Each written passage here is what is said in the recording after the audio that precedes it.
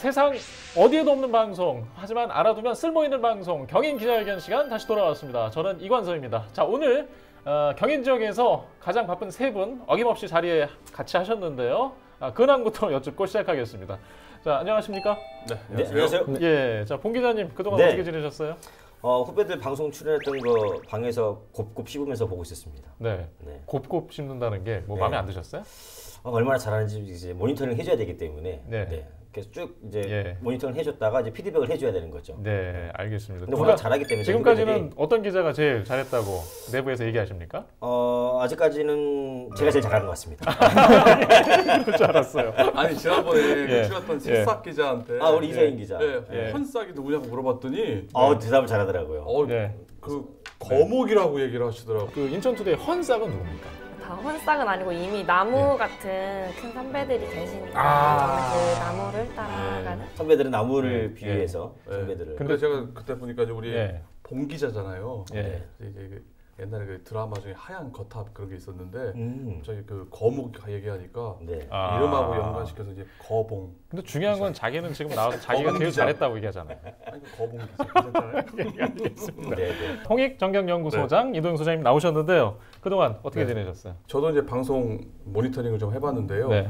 지난번 우리 주제가 코로나19 중소상인 지원책에 대해서 얘기를 네. 했었거든요. 이 주제가 조금 다소 무겁지 않았었나. 네. 그러다 보니까 좀 가라앉은 분위기, 좀 재미가 조금 예. 없지 않았나 싶었는데요. 제가 네. 왜 지난번 방송이 왜 이렇게 재미가 없었을까 생각을 네. 해봤어요. 네. 그 결과는 MC가 너무 말이 많은 것 같아요. 그런가요? 예. 그래가지고 오늘 좀 말을 좀 줄였으면 어떨까 하는 생각. 그 편 봤거든요. 네. 네. 말 제일 많던데요. 그러니까요. 이 소장님이 말 제일 많던데요. 예, 그러니까요. 자, 오늘은 제가 네, 저도 줄이겠습니다. 알겠습니다. 자, 우리 에디터 김, 자, 헬로티비에서도 김진재 기자 나오셨습니다. 네, 안녕하세요. 네. 지난번에 어떤 지역 페이하고 지역 화폐 네. 얘기한 이후에 부동산에 유독 또 관심이 많은 우리 후배 기자예요. 네. 그래서 오늘 자리를 함께 하게 됐습니다. 그동안 어떻게 지냈어요? 일단 저는 그동안 나간 영상들 편집하고 또 조회수 올리려고 열심히 또 태그도 달고 유튜브 네. 관리하고 있었고요. 또 내년이나 내후년쯤에 한번 집을 사볼까 좀 예. 열심히 고민하고 있어서 오늘 네. 많이 좀 배우려고 나왔습니다. 부동산에 관심이 그런가요? 많을 수밖에 없겠네요. 예. 아니 지난번에 그 네. 얘기했을 때 그 비자금 네네. 이은카드 통해서 그 방송 나가고 집에서 아내가 뭐라고 안 해요? 아내가 안 봅니다. 이거. 예. 이렇게 된 거예요? 제 차는 이거 안 실시간으로 되는데. 보기 때문에 올라오자고 보거든요. 조심해야 애기가 돼요. 어려가지고 애기 보느라 지쳐서. 예. 알겠습니다. 그러시구나. 자, 오늘 대화 중에 잠깐 오늘 소재에 대해서 좀 암시를 해드렸는데, 자, 먼저 VCR 보고 이야기 이어가도록 하겠습니다. 지난해 부동산 활황기에도 제자리 걸음이었던 인천 집값이 올해 하반기 이후 빠른 상승세를 보이고 있습니다. 12주 연속 오름세를 보이고 있는 건데 3기 신도시 조성으로 꾸준히 상승세를 이어온 계양구와 더불어 최근에는 부평구의 상승세까지 두드러집니다. 서울과 수도권 시장이었던 개미우기 장세를 계속 유지하면서 꾸준히 거래가 늘고 있거든요. 특히나 이제 청약 시장을 보면은 시장의 어떤 열기를 어느 정도 감지를 해볼 수가 있는데 최근에 그 코로나가 세계 시장에 어떤 충격을 줬던 3월 중순쯤에 청약을 했던 송도 힐스테이트 더스카이나 이런 청약에도 한 6만 명 가까운 청약자가 몰렸고요. 이 현상이 아직도 지속되고 있는 건지 궁금해요. 요즘에 경인 지역의 부동산 네. 동향에 대해서 먼저 살펴볼 필요가 있을 것 같은데요. 네. 제가 일단 에디터 김 기자가 부천 먼저 얘기해 주시면 먼저 얘기할 것처럼 얘기하더니 갑자기 이런 얘기 무슨 듣고 저도 얘기하려고. 네, 알겠습니다. 예, 알겠습니다. 아니 일단 동향을 아까 얘기하고 얘기가 많다 얘기를 그랬더니 또 예. 상처받으셨나 네, 봐요. 예. 말을 줄이려고요. 얘기해도 되는데. 그러니까요. 좀 제가 최소화하려고 자기 지금. 순서도 아닌데 갑자기 얘기하시고 있어. 일단 자, 상황 데이터가 혹시 있는지 먼저 찾아보고 듣고 이야기를 할게요. 그동안 어떤 변화가 있었나요? 찾아봤는데 올해 1월 1일 기준으로 부천시의 개별 주택 가격이 지난해에 비해서 5.18%가 네. 상승을 했더라고요. 근데 부천시 같은 경우에 그 1년 전 같은 경우에는 8.19%가 상승했거든요. 네. 그러니까 이게 코로나 여파 때문인지 모르겠는데 네. 상승률이 조금 떨어지긴 했더라고요. 예. 그리고 인근 지역 같은 경우에는 서울 강서구가 6.4% 그리고 부평구가 5.93%라고 해가지고 뭐 이런 지역보다는 조금 낮은 그런 상황이고요. 또 그와 반대로 계양구가 5.03%라서 계양구보다 높은 상황입니다. 네. 올랐던 수치들이 있고 조금은 좀 소강을 보인 이런 이야기로 들리는데 지금 인천 지역은 또 어떻습니까? 좀 다른가요? 네, 인천은 조금 다르다가 수가 있는데요. 지금 뭐 김 기자께서 말씀하신 내용을 제가 이렇게 좀 봤어요. 봐서 이게 좀 제가 순서 매기는 걸 좀 좋아하잖아요. 지난번에 네, 매겼잖아요. 예. 지역 화폐 할 때 네. 부천과 김포와 인천 얘기를 했는데 이렇게 해서 봤더니 이제 부평구가 5.93%로 가장 개별 네. 예. 주택 가격이 높았고, 근데 부천이 5.18로 2등, 예. 그리고 계양구가 5.03으로 예. 3등, 그리고 김포 같은 경우는 4.85%로 4%로 떨어집니다. 네. 그래서 순서가 이렇게 되는데요. 지금 중요한 거는 이렇게 올라가는 거는 이제 공시가격하고 실거래 가격의 이제 괴리율, 현실화를 높이기 위한 정부 네. 방침에 따라서 75%에서 80%까지 높여주려고 하는 것 때문에 올라가는 거는 이해가 되는데, 우리가 좀 더 얘기해야 될 거는 이게 개별 주택 공시가격보다는 공동주택 아파트죠. 공시가격이 더 중요하다. 지금 대한민국의 55%, 65%가 다 네. 아파트 아니겠습니까? 제가 그거를 조사를 해갖고 왔는데요. 네. 이걸 봤더니 올해 전국 평균으로 5.98%의 공동주택 아파트 예. 공시가격이 높아졌습니다. 거의 6%가량 높아졌는데 이게 2007년 고 노무현 전 대통령 시절에 네. 그 오른 이후로 13년 만에 최대치로 올라갔다고 하는데요. 이게 노무현 전 대통령 그리고 즉 진보 정권일 때 많이 올랐다는 그런 얘기가 있는데요. 김 기자님 왜 진보 정권 때가 올라가는 거예요?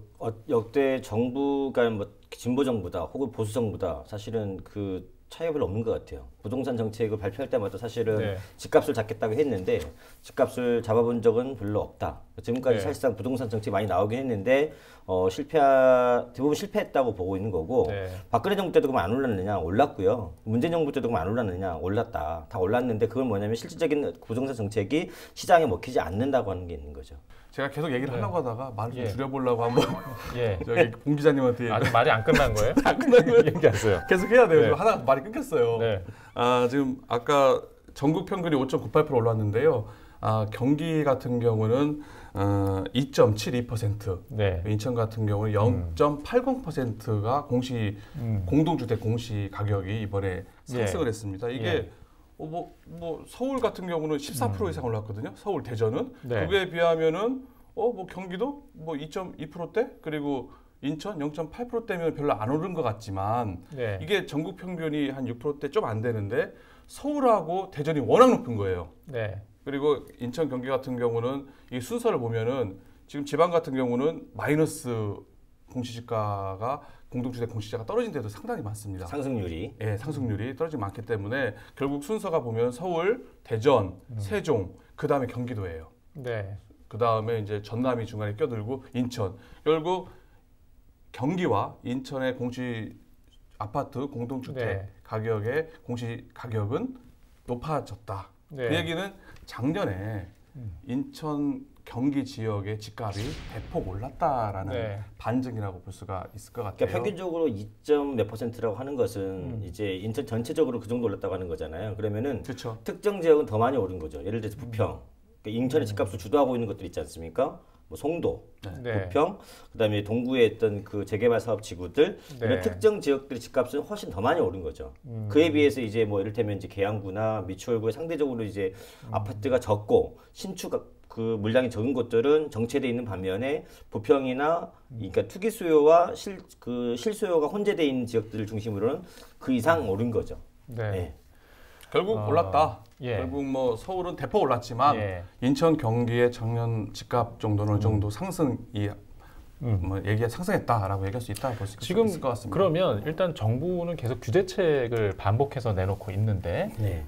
오른 지역이 우리 지역의 영향이 일단 오르는 효과가 있었기 때문에 지금 이 이야기를 하고 있는 거거든요. 코로나19에 대한 영향도 있었고 또 요 뒤에 먼저 얘기하겠지만 총선에 대한 과정도 있었고 일단 그렇죠. 코로나19 얘기를 좀 먼저 해볼까요?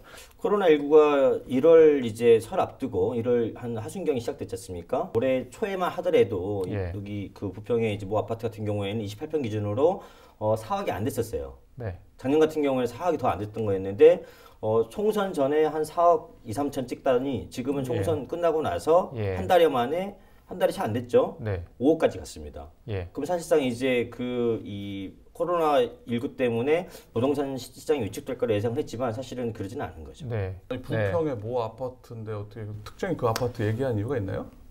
그 아파트가요, 인천 부평을 상징하는 아파트다 보니까. 네. 뭔가 위치가 동네와 동일한 거 알려줘봐요. 미국기지 옆에 있고요. 네. 부평구 11번가 재생사업 옆에 있고요. 네. 아까 봉 기자님 집 근처 아니에요? 아닙니다. 저는 이제 거기 네. 살고 있습니다. 어쩐지 오다 가다가 제가 많이 보기 어쩐지 때문에. 부평 그모 아파트를 아, 얘기하시는 거 보니까 아니 유독 예. 뭐 어떻게 보면 그게 더 어떤 객관적인 설명이 돼요. 네. 자기가 더 잘 알고 있기 때문에. 기본적으로 코로나19가 좋지 않은 영향을 끼치는 건 맞다라고 봐야 돼요. 네. 왜냐하면은 자영업자, 소상공인들이 지금 경제성이 안 좋아지잖아요. 안 좋아지면은 원래 이 부동산 시장이라는 거는 경제가 선행지수입니다.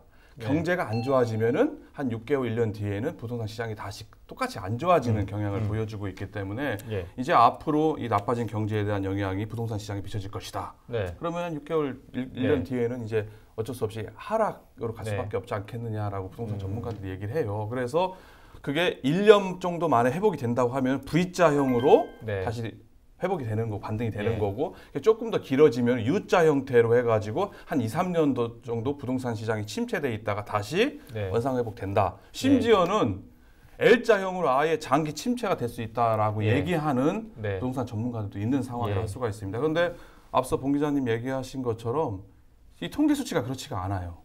네, 이건 결과가 일정하게 다르게 나타나는 그 거잖아요. 그냥 다르게 투기 나타나고 수요가 있는 반영된 거예요. 게 아닌가 싶은 거죠. 그러니까 예. 서울의 부동산 규제 예. 완화 정책 때문에 네. 이 풍선 효과에 따른 투기 수요가 네.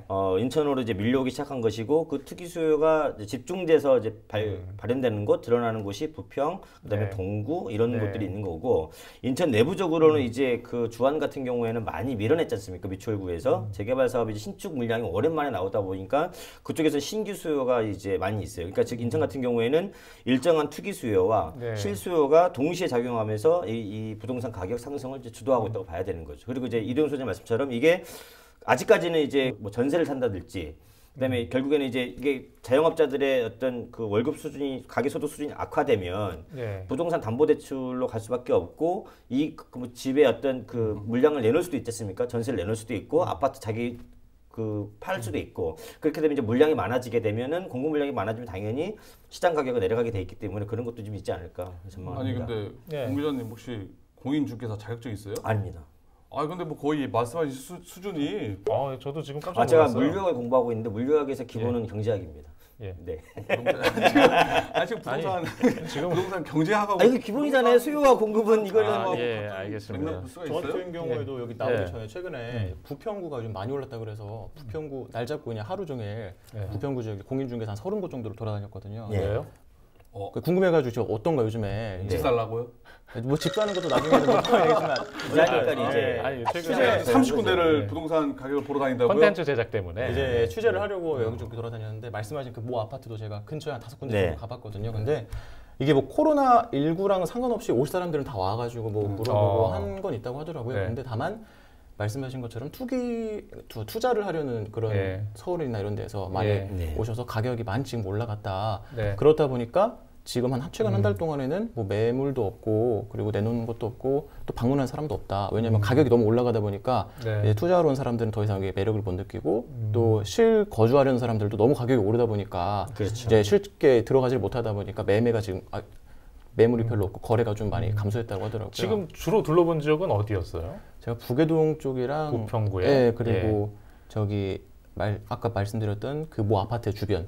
예, 네, 그쪽. 부평동, 그다음에 네네. 부계동 뭐 이 이야기를 하신 것 같고, 근데 제가 이거 한번 네, 한국감정원 그 가격을 한번 살펴봤었습니다. 그랬더니 이게 지금 코로나19가 지금 발생을 했고 또 뭐 부동산 정부의 강력 규제로 인해 가지고 사실 집값이 좀 떨어져야 될 것이 같은데 왜 인전이 왜 자꾸 이렇게 오르는 현상이 발생할까? 네, 이걸 통계적으로 살펴봤더니 이게 코로나19가 1월 20일 날에 첫 확진자가 발표가 됐단 말이에요. 예, 그러니까 올 1월 달부터 이제 5월 기준 4월 달까지의 이제 매매 가격 변동률을 살펴본 거예요. 그런데 경기도 같은 경우에 확진자가 발표됐을 때 서울 같은 경우는 지금 올 1월 달부터 계속 매매 가격 변동률이 하락을 하고 네, 있습니다. 네. 내림세를 보이고 있는데 반면에 수도권, 특히 경기, 인천 같은 경우는 플러스 형태로 네. 어느 정도 심지어는 인천 같은 상승을 했어요.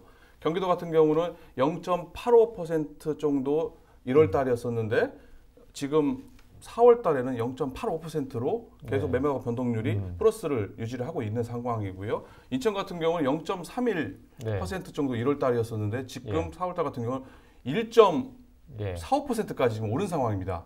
이 수치상으로 볼 때 코로나19 부동산 규제에도 불구하고 경인 지역의 집값은 계속 어느 정도 오름세를 보여주고 있다. 이게 차이점이라고 볼 수가 있을 것 같습니다. 지금 부천, 인천 이야기 좀 했는데 김포 지역에 대한 데이터도 혹시 누가 좀 보고 오셨나요? 김포 같은 경우는 제가 뭐 이제 공인중개사를 통한 건 아니고 이제 기사들을 쫙 찾아봤는데 이게 뭐 일단 도시철도 개통이 작년에 됐잖아요. 그 이후 골드라인. 네, 골드라인이죠. 그게 개통된 이후에 일부 이제 공인중개사 쪽에서는 그때 당시에 이건 이미 반영됐기 때문에 가격이 크게 오르지 않는다라고 했는데 또 일부 역 근처에서는 가격들이 올랐더라고요. 그래서 이런 부분을 보면은 어쨌든 김포에서도 지금 조금씩 상승이 되고 있지 않나. 지금 부천, 인천, 김포에 다 영향을 미치고 있다. 뭐 상승이 뭐 데이터로 나타나고 있다. 아니 근데 그 MC께서 사는 데가 어디죠? 아 저도 김포인데. 그래 김포 잘 아시겠네요. 아니 저희 집은 김포 얘기 좀 해주세요. 우리 지금 모든 상황을 음모이론으로 이게 무슨 음모예요? 김포 잘 모르니까 계양, 뭐 부평, 서구니까 저희 김포 집은 오르지 않았습니다. 어디 계양이요. 아 계양이 집값이 안 올라서 그러는 거예요? 아니 김포 사시니까 김포 집값에 대해서 잘 알 것 그거는 같아가지고. 정부가 이미 이제 정부의 그 기본적인 부동산 정책은 서울 집값을 잡는 데 있는 거잖아요. 그래서 강남을 잡으려 하다가 강남만 잡다 보니까 이른바 뭐 그 이천, 용산, 강북 가릴 것 없이 다 올랐지 않습니까? 그래서 서울 다 잡자 그러면 그래서 이제 이른바 작년에 발표한 게 그런 거였잖아요. 분양가 상한제. 그래서 이제 그다음에 수도권 주변의 신도시 확대 이렇게 하다 보니까 당연히 동시에 국토부가 뭘 발표했냐면 서울의 집값을 잡기 위해서 수도권 주변에 그 분산을 하고 그 신도시들을 광역 교통 대책으로 엮겠다. 이거는 그 정부가 발표한 거지 않습니까? 그럼 거기에 따라서 이른바 국민들은 어떤 뭐 실수요든 투자 수요든 따라 움직일 수밖에 없는 거고. 저희가 속해 있는 서부 수도권 중에서는 그래서 이제 그 김포나 부천, 검단, 부평 이런 데 이제 땅값이 이제 집값이 오르는 수밖에 없는 구조입니다. 지금 말씀하신 부분에 공통점들이 있어요. 지금 김포랑 부천 같은 경우는 뭐 지금 분양이라든지 이런 게 지금 눈앞에 보이는 게 없으니까 지금 금방 와닿지 않는 것뿐이지 지금 말씀하신 지역들 공통적으로 송도, 부평, 인천시청 부근 그리고 아까 말한 부천 종합운동장 이게 보면은 계양신도시는 일단 둘째치고 지금 GTX 비노선이 지나가는 지역이란 말이에요. 여기 같은 경우는 지금 집값이 특히 송도, 부평역 인근 같은 경우는 집값이 지금 막 폭등하고 있다 볼 수가 있고요. 김포 같은 경우도 이제 올해 하반기에 이제 GTX D노선이 지금 발표가 됐는데 만약에 이게 김포 이제 인천 서북부권이죠. 수도권 서북부권인 김포 한강 신도시라든지 검단 신도시를 지나간다. 그랬다가는 뭐 김포의 집값이 한 번 더 들썩할 수 있지 않겠나. 그러니까 지금 이제 말씀하신 거는 이제 총선이 중요한 과정에 있었기 때문에 뭐 철도 공약들이 무수히 많이 나오지 않았습니까? 많았죠. 자, 일제적으로 나왔고 그렇죠. 아마 얘기하신 실수요든 투기 수요든 어떤 판단을 할 때 그 투자의 어떤 근거라든가 배경에 절대적인 영향을 또 주지 않았을까라는 생각이 들어요. 그렇죠. 이번에 실제로 뭐 실증도 나타났잖아요. 뭐 GTX B노선 예비 타당성 조사가 통과한 지역 부근으로 해서 집값이 올라갔지 않았나 싶고요. 근데 다만 이게 아까 저기 봉 기자님 얘기하신 것처럼 이게 특정 지역에 몰려 있다는 점이 문제입니다. 맞습니다. 그러니까 원도심이라든지 일반 지금 우리가 실수요자들이 살고 있는 집값 이 방송 보면 집값 민천이랑 경기 지역 집값 엄청 올랐네 이렇게 봐야 될 텐데 실제 보면 우리 집 별로 안 올랐는데 이렇게 생각하시는 분이 많을 수 있단 말이에요. 이게 일정 부분 교통, 개발, 그러니까 부동산 호재가 있는 지역만 오르는 거예요. 원도심, 실수요자들, 실거주자들은 별로 체감하지 못하는 이 문제점은 뭐 여전히 남아 있다라고 볼 수 있을 것 같아요. 내가 실제로 시민이라고 생각하고 겪어본 경험들 혹시 없으세요? 그래서 그러니까는 이 그 이제 총선의 가장 대표적인 공약이 사실은 이제 저기였잖아요. 그 GTX, GTX B, D, 그다음에 뭐 제2 경인선, 그다음에 뭐 서울 7호선, 뭐 서울 5호선 검단 연장 뭐 이런 구체적 공약들이 나왔었는데 그 노선들이 지난 아까 얘기했던 부평의 모 아파트 총선 전에 제가 이제 모니터링 했을 때 대략 한 4억 2천 안팎이었습니다. 총선 네. 끝나고 지금 5억까지 찍었어요. 네. 그러면 한 달여 만에 대략 한 8천만 원, 예. 7천만 원 오른 거죠. 심각하게 오른 거고. 네. 그다음에 이제 검단 같은 경우에도 이제 GTX가 이 기대가 컸지 않습니까? 그러면서 그 검단 그 도시공사가 이제 분양을 하고 있는 1단계 사업 중에 A 아파트가 있었습니다. 네. 그 이제 이 그 뭐라 그러죠? 오퍼레이터들 이 네. 막 그 호객행위라고 표현을 해야 되나? 이렇게 사십시오 막 권장하고 예, 예. 이런 분들이 걱정을 했었어요. 근데 완판됐습니다. 네. 미분양에서 지금 이제 네. P까지 붙어가지고 네. 상당한 관심을 받고 그렇죠. 있는 상황이고. 근데 올 네. 초에 그 인천 지역이라든 경기 지역의 집값이 반짝 상승을 했습니다. 그 전체적인 영향을 볼 수 있기 때문에 네. 그거는 아까 말한 호재 지역 아닌 지역 네. 일반 그 아파트 가격이 네. 공시 가격이라 아니, 아파트 실거래 가격이 올 초에 올린 거에 대한 그 반영이라 볼 수 있을 것 같아요. 그리고 이건 선거 끝나고 나서 오른 거예요. 그 사이에요. 네, 그 사이에 올 오른 거죠. 올 저기 1월 초부터 작년 네. 연말 1월 초부터 예. 집값이 상승하기 시작을 했는데요. 그렇죠. 상승했는데 이 대중교통 철도 공약이 반영되면서 더 오른 거죠. 그거를 어떤 글쎄요, 국지적인 그거를 움직임이 있었다는 네. 이야기네요. 물어봤어요. 아니 이미 이렇게 올랐는데 반영되지 않았느냐. 그러니까 네. 그 아파트 같은 경우, 부평 같은 경우에는 이런 뭐 미군기지구 뭐 개방 효과도 있었고, 그다음에 부평구지 그 11번가 불포천 재생 사업 이것도 네. 있었는데 이게 더 오르는 이유는 뭐냐 했을 때는 네. GTX라고 하는 거죠. 그러니까 그 중개인들이. 부분, 그 네. 부분이 아까 말한 네. 그 GTX 이미 1월 달에 노선이 오르고 통과되는 나서 부분. 네. 그러니까 이게 이미 총선 전에 일정하게 올랐는데 네. 총선을 거치고 나면서 더 오른 거죠, 사실은. 이게 아니, 저는 꼭 그렇게 볼 수 있을 것 같지는 않아요. 네. 왜냐하면은 이게 올 상반기, 올 초부터 집값이 전반적으로 네. 서울 이제 경기, 인천의 지역 집값이 올랐거든요. 대부분 뭐 일반 국민은행에 있는 아파트 네. 거래 가격이라는 게 있습니다. 거기 기준이 올 1월 달에 대부분 그래프가 급 상승하는 모습을 보여주고 있기 때문에 이거는 전반적인 추세다. 다만 아까 말한 이제 GTX 예, 그리고 비노선 특정 같은 지역들. 경우도 예타가 작년에 통과하면서 이제 집값이 계속 상승하기 시작했었어요. 근데 다만 그거를 조금 더 이제 총선 공약과 맞물리면서 상승 그렇죠. 폭이 좀 더 터졌다라고 봐야지. 변곡점이 생긴 거죠. 기본적으로는 올 초에 집값은 올랐다. 예, 예. 경인 지역은 아까 뭐 수치상 일단 나오고 있고요. 전반적으로는 그런 것 같고요. 하지만 아직도 불이 붙은 지역이 있고 소강인 지역이 있고 이런 국지적인 차이는 나타나는 것 같고요. 종합해 보면 아직은 오르는 모습이 있는 것 같아요. 계속. 네. 예. 근데 이게 일부 지역. 예. 원도심 지역이나 이런 아까 재개발 지역을 얘기하셨다 보니까 궁금한 게 신축이나 역세권 개발 어떤 잠재력이 있는 지역 네. 외에도 오른 현상들도 혹시 뭐 보신 적이 있나요? 이거는 이제 네. 그 어떤 앵커 시설 효과인 것 같은데 예를 네. 들어서 이제 루원시티를 놓고 보면 서구 네. 여기는 그 한 대략 여기도 한 3,900세대인가 그 분양을 하신 곳인데 여기는 앵커 시설이 없어요. 그러다 보니까는 그 인접한 청라나 이런 데 비해서 아직까지는 좀 이렇게 호황을 안 맞고 네. 있죠. 좀 더디게 가고 있는데 반면에 남동구에 있는 이제 우리 신세계 그 터미널 옆에 이제 농산물 시장 있지 않습니까? 네. 거기 롯데가 인수를 해가지고 이제 네. 이른바 그 록봉기 형태로 이제 개발하겠다고 했고 그게 이제 최종적으로 올해 마무리 됐지 않습니까? 저쪽으로 갔잖아요. 농산물 시장 이제 개장을 했고 여기 이제 문을 닫기 시작하면서 남동구 그 일대가 뭐냐면 사실 빌라들입니다. 대부분 아파트가 없거든요. 그 앞쪽에 보면은 거기에 빌라들이 상승하기 시작했어요. 그리고 거기에 이제 이른바 그 뭐라 그러죠? 이제 그 매입하려고 하는 사람들이 돌아다니기 시작했고. 그러니까 지금 매입하려고 하는 사람들이 돌아다닌다. 이제 이게 네. 참 투기 수요라는 얘기죠. 예.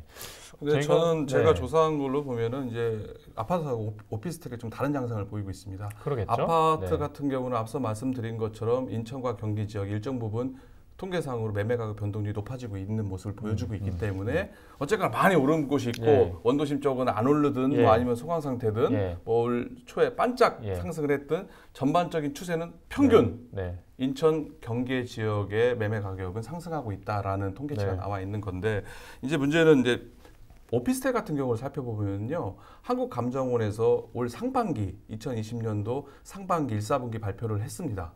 그랬는데 그 결과를 보니까 서울 같은 경우는 오피스텔이 반짝 상승을 합니다. 그래가지고 약 0.28% 정도 나홀로 상승을 네, 해요. 네. 하지만 수도권이죠. 같은 네. 경기 인천 같은 경우는 경기도 같은 경우는 마이너스 4.5%, 인천 네. 같은 경우는 마이너스 4.4%로 오피스텔 가격이 약세를 보이고 네.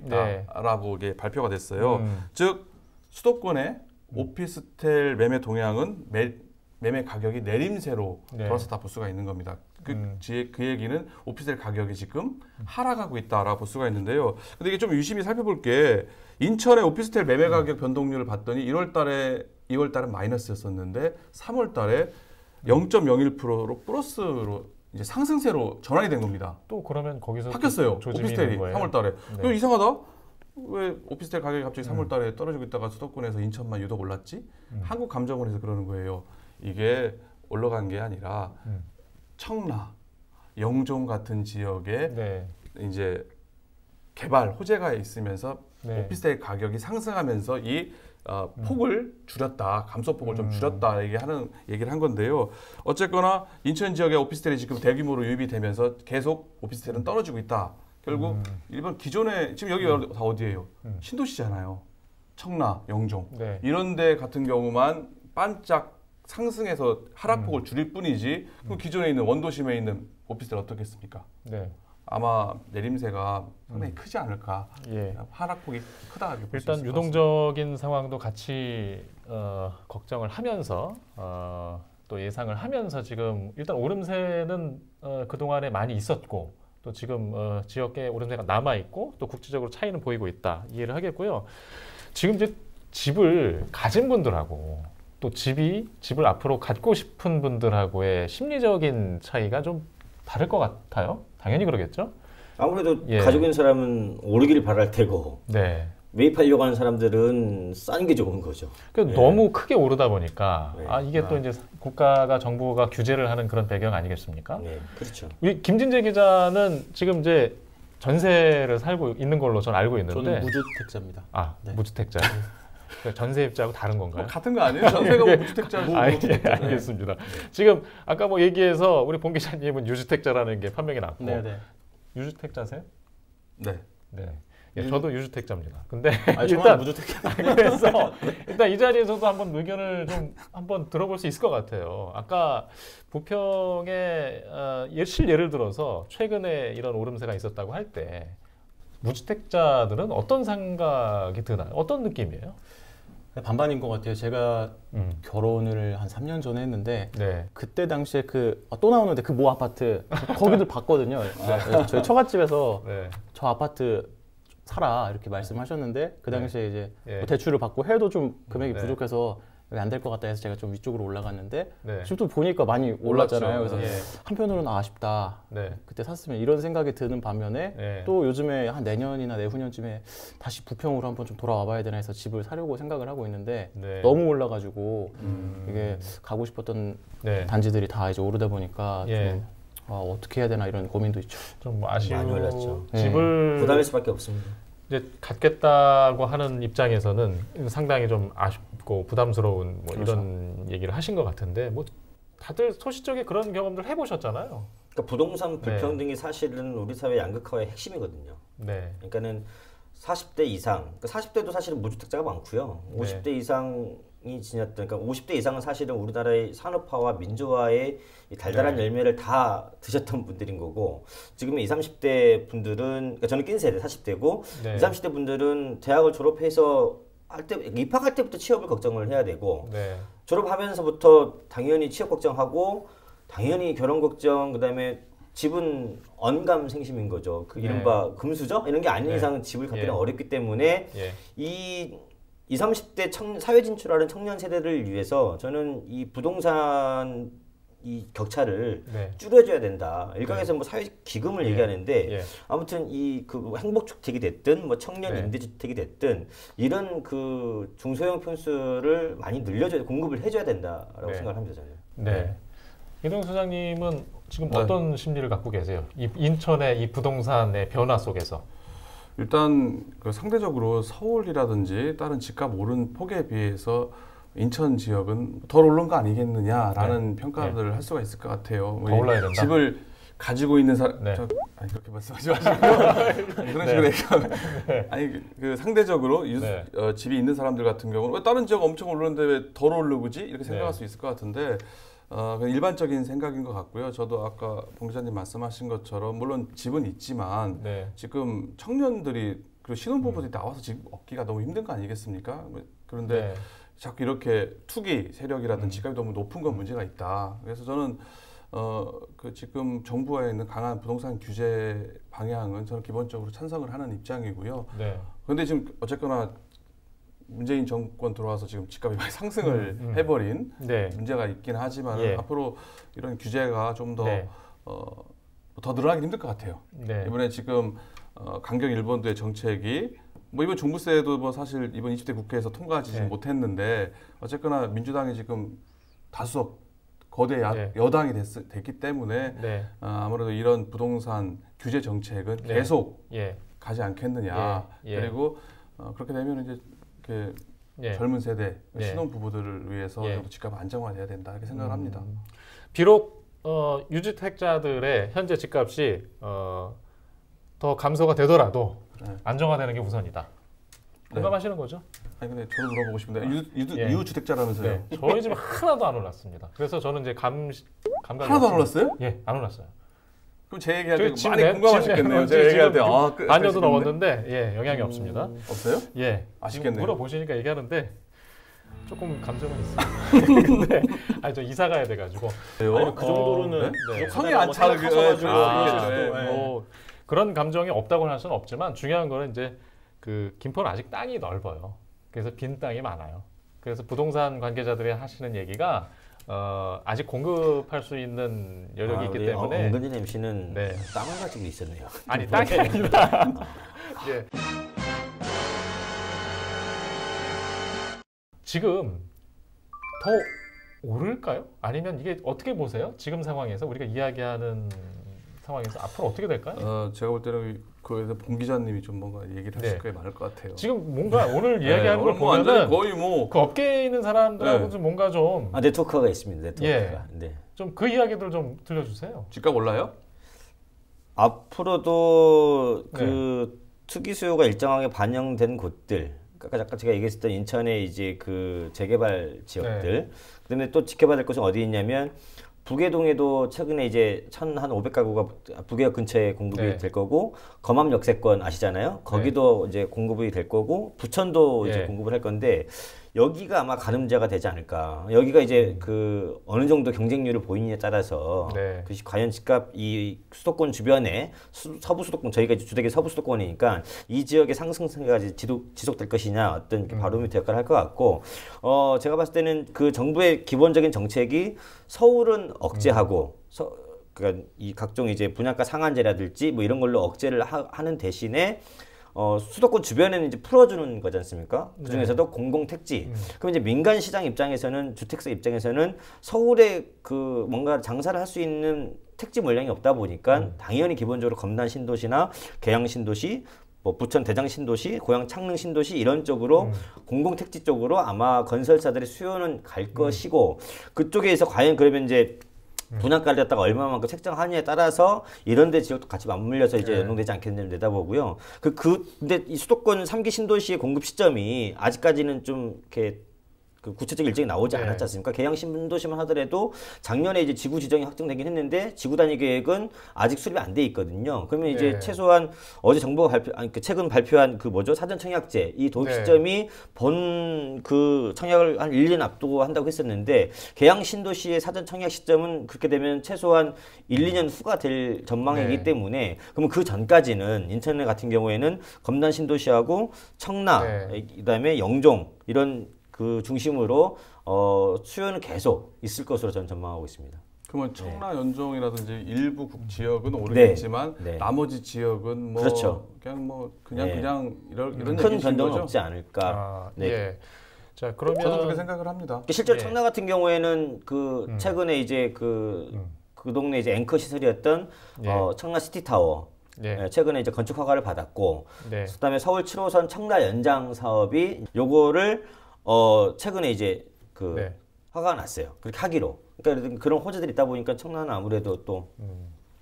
근데 이게 가져보지 못한 입장에서는 한 번쯤 보금자리라고 하는 그 집을 좀 갖고 싶은 마음이 있는 게, 저도 이사 안 가는 게 좋아요.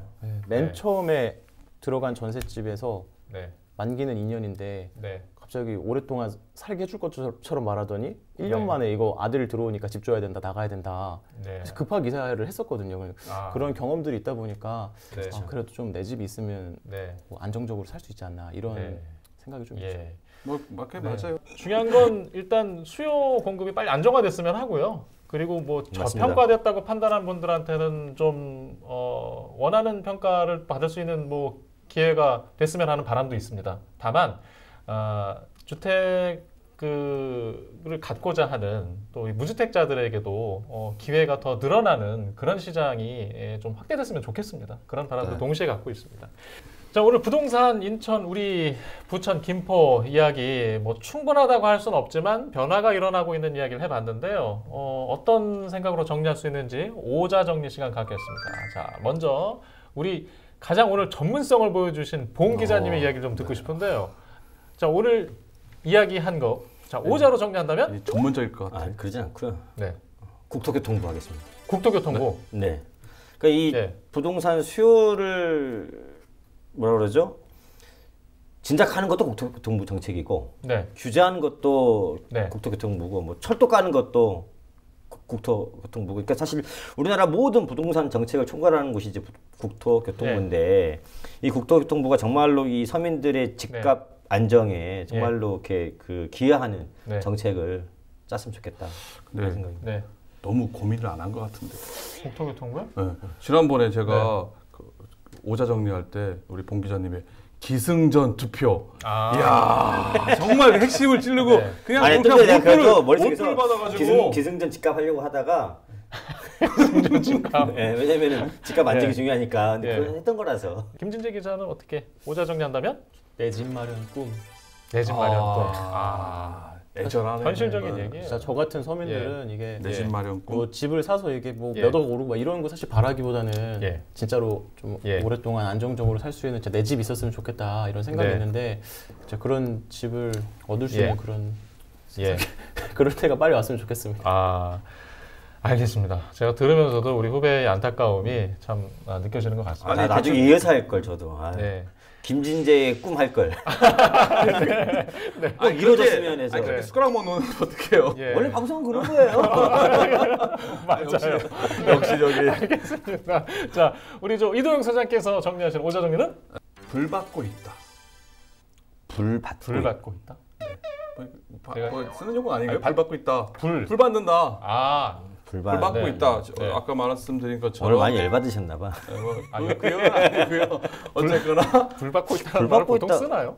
처음 왔어요? 들어본 얘기예요. 저는 처음 들었습니다. 아, 네. 그래요? 불- 저도요. 이거 여기 방송용으로 아까 이게 이제 뉴미디어 언론이시니까 우리 소장님은. 불 받는다 이런 말 잘 안 써요? 그러니까 뭐 불 쬐고 있다, 뭐 열 받고 있다 이런. 아니 그러니까 이게 뭔가 좀 네. 이렇게 이렇게 불타오른다 이런 그렇죠. 그런 거. 그러니까 네. 어쨌거나 지금 불타오른다. 아까 말한 집값도 그게 예, 더 상당히 하고 낫다, 있다 불타오른다. 불타오른다 이거 그게 같은데. 괜찮아요. 불타오른다보다 그래도 저기 불 받고 있다가 더 있어 보이잖아요. 뭐 부동산 과열 뭐 이런 걸 예, 불 받고 있다는 처음 들어봤습니다. 아무튼. 그런 의미로 간단하시네. 네. 중요한 거는 영향을 받고 자극을 받고 있다. 불 받고 있다요. 불 불 받고 있다라니까요. 왜 자꾸 저의 오자정을 자꾸 왜 바꾸려고 하세요? 아니에요. 그러니까 오자정리가 꼭 있다. 문법에 맞아야 되는 건 아니니까. 예. 모든 걸 했죠. 혹시 MC님 오늘 뭐 내 집값 상승 뭐 이런 게 마음속에는 항상 있어요. 여기 마음속에 김포는 항상 언제? 있는데. 내 집은 언제? 항상 같은 회사인데 예. 선배를 위해서 항상 그 오자 정리를 예. 해주는 예. 이 센스. 예. 아 역시 예. 그러니까 좋은 후배예요. 그러니까 좋은 회사야.